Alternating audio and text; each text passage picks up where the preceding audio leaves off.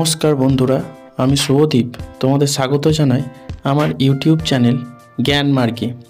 এই ভিডিওতে আমরা এবিটিএ টেস্ট পেপার 2024-25 থেকে ভূগোল বিষয়ে পেজ নাম্বার 369-এর সমস্ত এমসিকিউ, অতি সংক্ষিপ্ত ও সংক্ষিপ্ত প্রশ্নের উত্তরগুলি নিয়ে আলোচনা করব। তাহলে দেখো, বিভাগ কয়ের একের বলেছে বিকল্পগুলির থেকে সঠিক উত্তর নির্বাচন করে লেখো। একের এক, আরোহণ ও অবরোহণ প্রক্রিয়ার সম্মিলিত ফল হলো, এটা হবে অপশন খ, পর্যায়ন। একের দুই, নদীর গতিবেগ দ্বিগুণ বেড়ে গেলে তার বহন ক্ষমতা বাড়ে, এটা হবে অপশন ঘ, 64 গুণ। একের তিন, যে পর্বতে সবথেকে বেশি পার্বত্য হিমবাহ দেখা যায় সেটি হলো অপশন ঘ, আল্পস। একের চার, যে স্তরে অতিবেগুনি রশ্মি শোষিত হয় তা হলো, এটা হবে অপশন খ, স্ট্র্যাটোস্ফিয়ার। একের পাঁচ, চীন সাগরের বিধ্বংসী ঝড়কে বলা হয়, এটা হবে অপশন ক, টাইফুন। একের ছয়, পৃথিবীর কেন্দ্রাতিক বলের প্রভাবে যে জোয়ার হয় তা হলো, এটা হবে অপশন ঘ, গৌণ জোয়ার।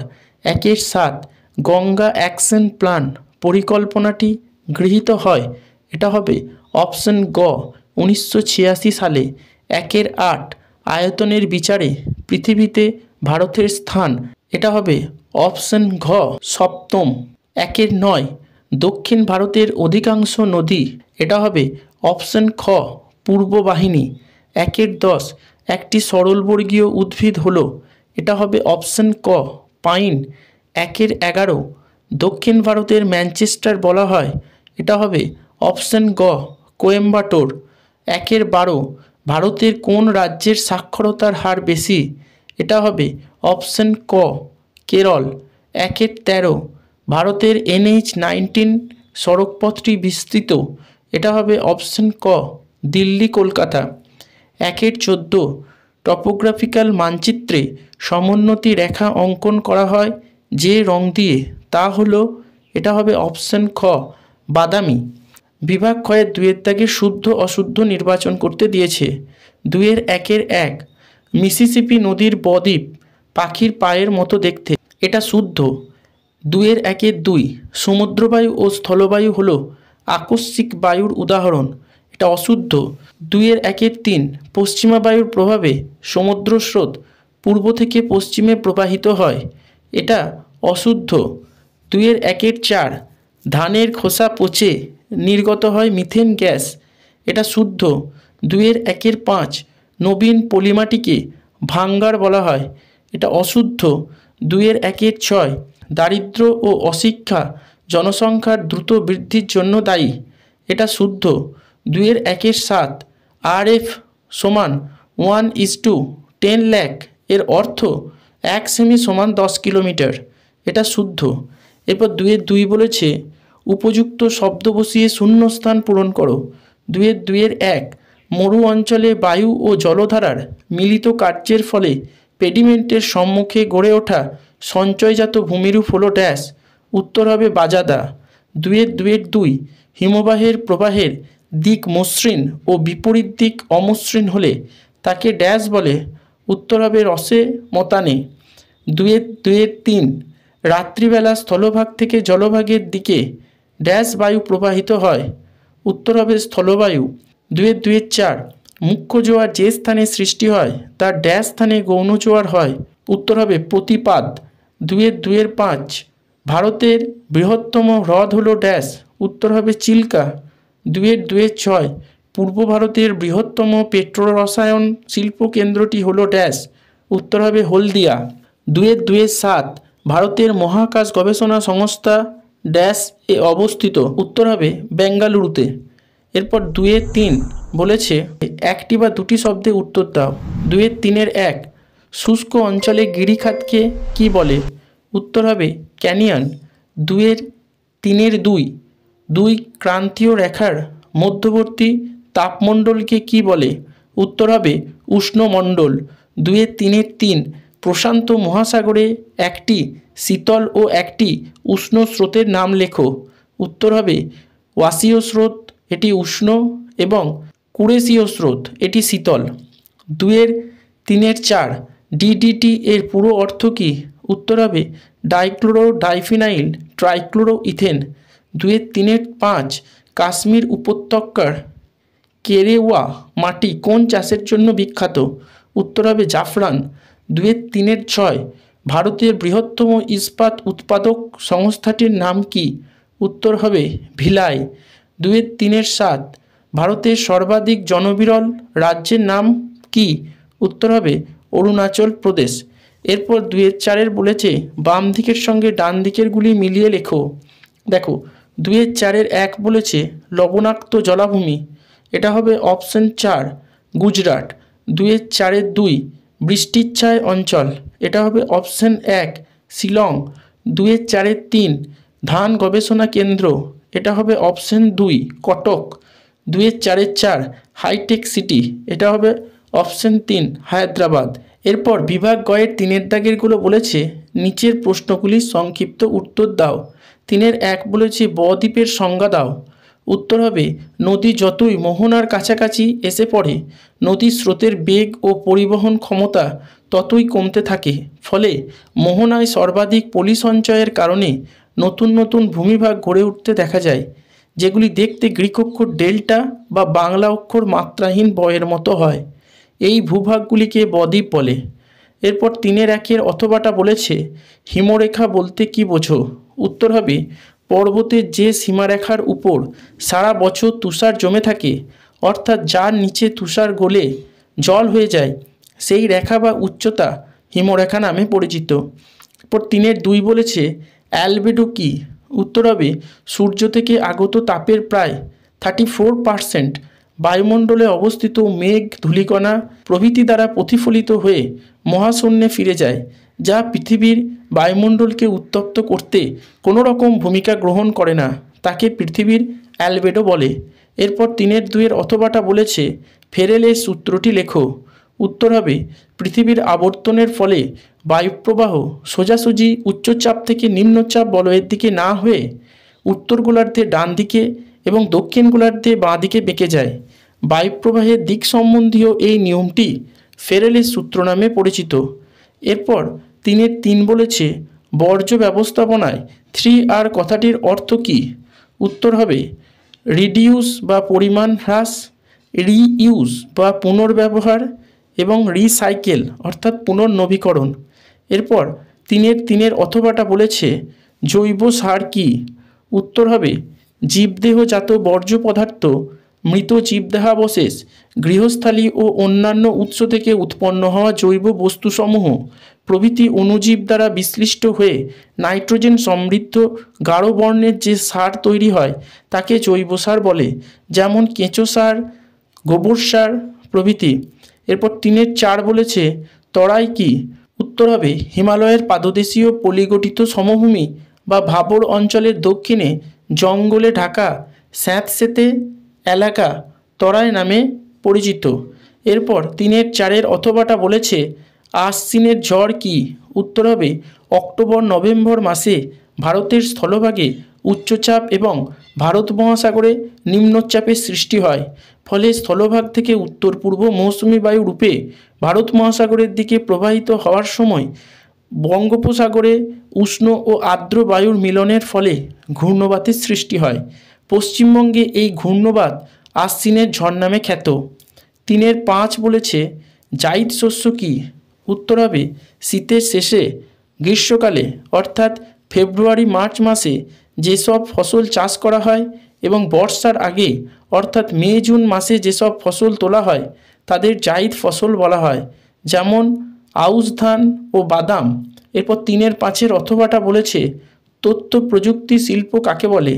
উত্তর হবে মানুষের মেধার উপর ভিত্তি করে কম্পিউটার, ইন্টারনেট ও টেলিযোগাযোগ ব্যবস্থার মাধ্যমে বিভিন্ন প্রকার তথ্য সংগ্রহ, সঞ্চয়, বিশ্লেষণ যখন কোনো ব্যবসায়িক বা শিক্ষা সংক্রান্ত কাজের জন্য করা হয় তখন তাকে তথ্য প্রযুক্তি শিল্প বলে। এরপর 3-6 বলেছে ভারতের কয়েকটি কৃত্রিম উপগ্রহের নাম উল্লেখ করো। উত্তর হবে আর্যভট্ট, ভাস্কর, INSAT, GSAT, Cartosat, Aditya, IRS প্রভৃতি। এরপর 3-এর 6-এর অথবাটা বলেছে রৈখিক স্কেলের সংজ্ঞা দাও। উত্তর হবে মানচিত্রের দূরত্ব ও ভূমিভাগের দূরত্বের অনুপাত দেখানোর জন্য একটি সরলরেখাকে যখন নির্দিষ্ট পরিমাপে বিভক্ত করে আঁকা হয় তখন তাকে রৈখিক স্কেল বলে। এরপর বিভাগ ক্ষয়ের 4-এর দাগেরগুলো বলেছে সংক্ষিপ্ত ব্যাখ্যামূলক উত্তর দাও। 4-এর 1 বলেছে নদী ও হিমবাহের কাজের মধ্যে পার্থক্য লেখো। উত্তর হবে ক, বরফাবৃত অঞ্চল ছাড়া প্রায় সব জায়গায় নদীর কাজ দেখা যায়। অন্যদিকে উচ্চ পার্বত্য অঞ্চল এবং মেরু ও মেরু সংলগ্ন অঞ্চলে হিমবাহের কাজ লক্ষ্য করা যায়। খ, নদী দ্রুত গতিতে প্রবাহিত হয় বলে নদীর কাজও দ্রুত হয়। অন্যদিকে হিমবাহের গতি ধীর, তাই হিমবাহের কাজের গতিও মন্থর হয়। গ, নদীর গতিপথ সাধারণত আঁকাবাঁকা হয়। অন্যদিকে হিমবাহের গতিপথ সাধারণত সোজা হয়। ঘ, নদী উপত্যকাগুলি দেখতে ইংরাজি অক্ষর বড় হাতের I বা V এর মতো হয়। অন্যদিকে হিমবাহ উপত্যকা দেখতে হয় ইংরাজি অক্ষর U এর মতো। উয়া, নদী যান্ত্রিক ও রাসায়নিক পদ্ধতিতে ক্ষয়কাজ করে। অন্যদিকে হিমবাহ শুধুমাত্র যান্ত্রিক পদ্ধতিতে ক্ষয়কাজ করে। চ, নদীর 3টি প্রবাহ অর্থাৎ উচ্চ, মধ্য ও নিম্ন প্রবাহে 3 রকমের স্বতন্ত্র ধরনের কাজ করে। অন্যদিকে হিমবাহের প্রবাহপথের কোনো নির্দিষ্ট ভাগ নেই। এরপর 4-এর 1-এর অথবাটা বলেছে পরিচলন বৃষ্টিপাত ও শৈলোৎক্ষেপ বৃষ্টিপাতের মধ্যে পার্থক্য লেখো। উত্তর হবে ক, সাধারণত নিরক্ষীয় অঞ্চলে অর্থাৎ নিম্ন অক্ষাংশের অঞ্চলগুলিতে পরিচলন বৃষ্টিপাত দেখা যায়। অন্যদিকে উপকূলের নিকটবর্তী উচ্চ পার্বত্য অঞ্চলের প্রতিবাদ ঢালে শৈলোৎক্ষেপ বৃষ্টিপাত দেখা যায়। খ, পরিচলন বৃষ্টিপাতের প্রধান কারণ হল স্বল্প পরিসর স্থানে সূর্যের উত্তাপের কারণে সৃষ্ট গভীর নিম্নচাপ। অন্যদিকে শৈলোৎক্ষেপ বৃষ্টিপাতের প্রধান কারণ হল জলগর্ভ মেঘের গতিপথে উঁচু পর্বতের অবস্থান। গ, পরিচলন বৃষ্টিপাতের ব্যাপ্তি ও সময় কম। অন্যদিকে শৈলোৎক্ষেপ বৃষ্টিপাতের ব্যাপ্তি ও সময় সাধারণত বেশি হয়। ঘ, পরিচলন বৃষ্টিপাতের সময় বজ্রপাত ও কখনো কখনো শিলাবৃষ্টিও হতে দেখা যায়। অন্যদিকে শৈলোৎক্ষেপ বৃষ্টিপাতের সময় তত বেশি বজ্রপাত হতে দেখা যায় না। উয়া, বায়ুর উল্লম্ব স্রোতের কারণে পরিচলন বৃষ্টিপাত ঘটে। অন্যদিকে বায়ুর অনুভূমিক প্রবাহের জন্য শৈলোৎক্ষেপ বৃষ্টিপাত হয়। এরপর 4-এর 2 বলেছে জৈব ভঙ্গুর ও জৈব অভঙ্গুর বর্জ্য পদার্থের মধ্যে পার্থক্য লেখো। উত্তর হবে ক, যেসব বর্জ্য কোনো জীব দ্বারা বিশ্লেষিত হয়ে জটিল বর্জ্য সরল যৌগে পরিণত হয় তাকে জৈব ভঙ্গুর বর্জ্য বলে। অন্যদিকে যেসব বর্জ্য কোনো জীব দ্বারা বিশ্লিষ্ট হয় না তাকে জৈব অভঙ্গুর বর্জ্য বলে। খ, উদ্ভিদ ও প্রাণীজাত বর্জ্য পদার্থগুলি সাধারণত জৈব ভঙ্গুর বর্জ্যের অন্তর্গত হয়। অন্যদিকে উদ্ভিদ ও প্রাণীজাত নয় এমন সর্বপ্রকার বর্জ্য পদার্থগুলি সাধারণত জৈব অভঙ্গুর বর্জ্য হয়। গ, জৈব ভঙ্গুর বর্জ্যগুলি বিশ্লেষিত হয় আণুবীক্ষণিক বিয়োজক দ্বারা।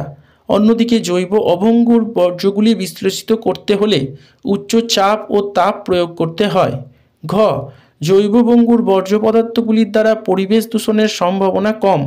অন্যদিকে জৈব অভঙ্গুর বর্জ্য পদার্থগুলির দ্বারা পরিবেশ দূষণের প্রভাব বেশি দেখা যায়। উমা, জৈব ভঙ্গুর বর্জ্য পদার্থের উদাহরণ হল কাঠ, কাগজ, শাকসবজির খোসা, মাছ মাংসের উচ্ছিষ্টাংশ প্রভৃতি। অন্যদিকে জৈব অভঙ্গুর বর্জ্যের উদাহরণ হল পলিথিন, প্লাস্টিক, PVC প্রভৃতি। এরপর 4-এর 3 বলেছে সুন্দরবন অঞ্চলের মৃত্তিকা ও স্বাভাবিক উদ্ভিদের মধ্যে সম্পর্ক লেখো।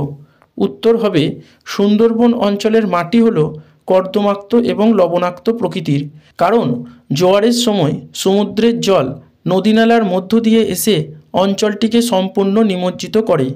এই মাটিতে পর্যাপ্ত জল থাকলেও উদ্ভিদ তা গ্রহণ করতে পারে না, তাই এই মাটিকে শারীরবৃত্তীয় শুষ্ক মাটিও বলা হয়। মৃত্তিকার এই সকল বৈশিষ্ট্যের জন্য এই অঞ্চলে জন্মানো উদ্ভিদের বিশেষ অভিযোজনগত বৈশিষ্ট্য লক্ষ্য করা যায়। যেমন 1, কর্দমাক্ত জমিতে পর্যাপ্ত অক্সিজেন না থাকার জন্য উদ্ভিদের মূলগুলি মাটির উপরে উঠে আসে, এদের শ্বাসমূল বলে। 2.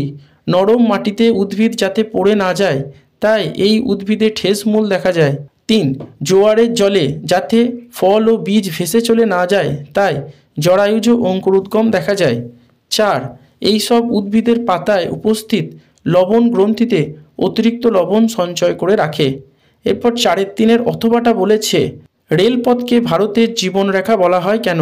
উত্তর হবে, রেলপথ পরিবহন হলো এক অন্যতম জনপ্রিয় পরিবহন মাধ্যম, যার মাধ্যমে খুব সস্তায় ও সহজে এক স্থান থেকে অন্যত্র যাত্রী ও পণ্য পরিবহন করা যায়।